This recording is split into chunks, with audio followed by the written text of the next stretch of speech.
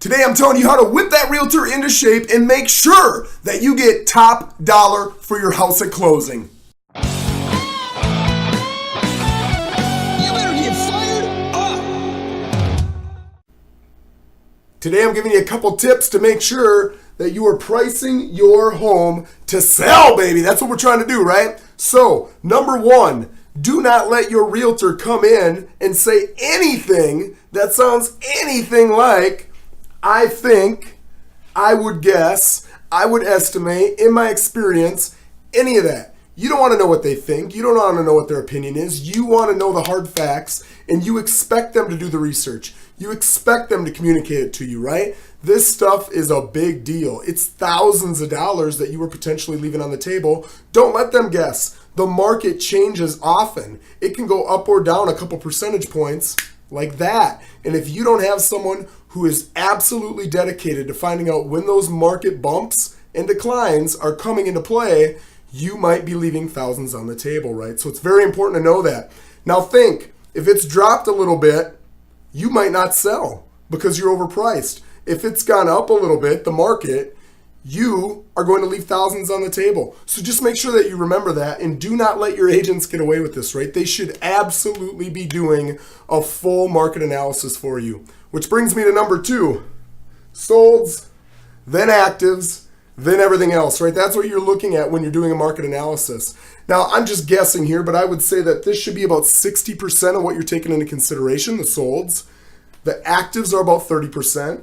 And then when you've got canceled listings, expired listings, those are the things that make up the other 10%, right? You want to take those into consideration too. So what I tell my people is, hey, let's get a bottom, right? A floor and a top, like the most we can possibly expect for your house by looking at the sold comps, right? So depending upon the house, how unique it is, what the situation is, you're going to look back anywhere from 3 to 6 months, right? The rarer it is, the more unique the property, the more you have to look back.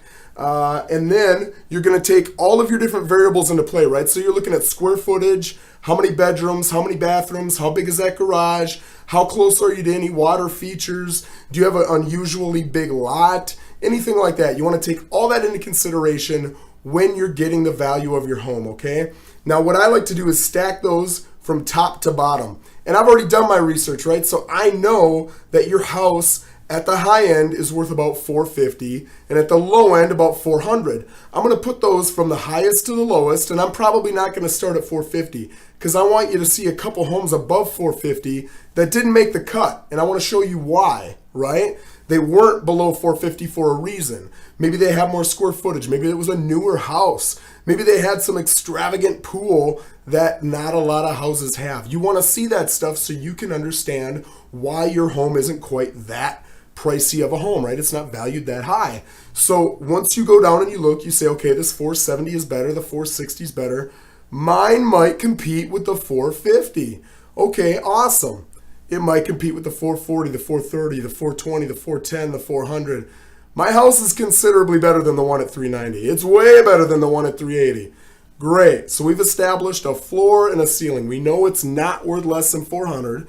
We know it's not worth more than 450. So now we go into the actives. And with the actives, what you're doing is you're saying, I know it's worth between 4 and 450, but I'm not sure where. So let's look at the market and see what our competition is with the different price points. So you look at 450. If I price at 450, do I have any competition? These guys might all be at 500. You can list at 450. It's not a problem. You're going to get a full price offer, and it's going to come like that.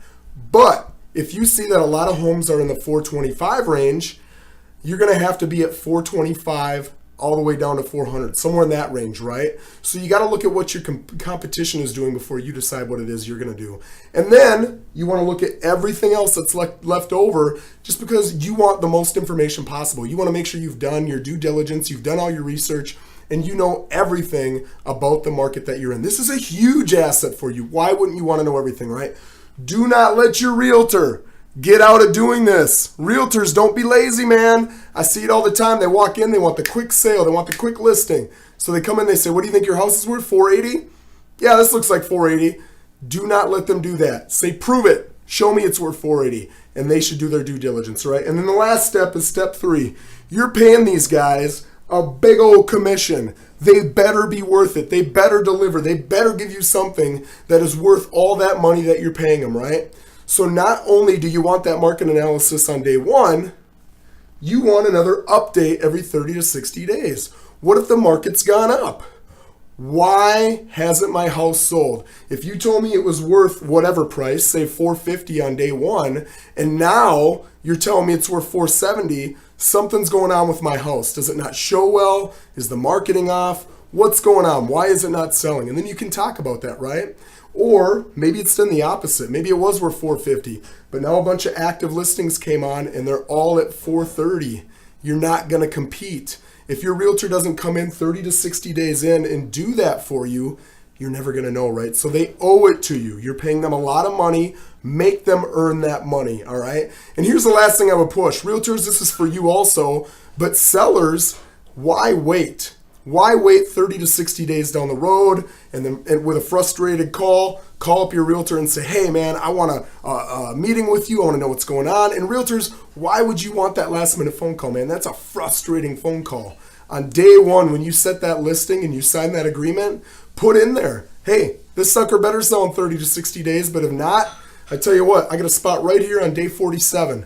Let's sit down. It'll give me a couple days to do another market analysis for you, and I will give you an update as to what your value is and why. You've already seen how we do it once, so it shouldn't take 45 minutes. It'll probably take 10 minutes, and you'll see where I'm coming from right away because you've already had the experience with me once, right? So again, 3 big steps to making sure that your realtor is delivering for you. And realtors, man, here is the list of how to be an absolute professional. All right, thanks guys. I appreciate it. And as always, stay fired up.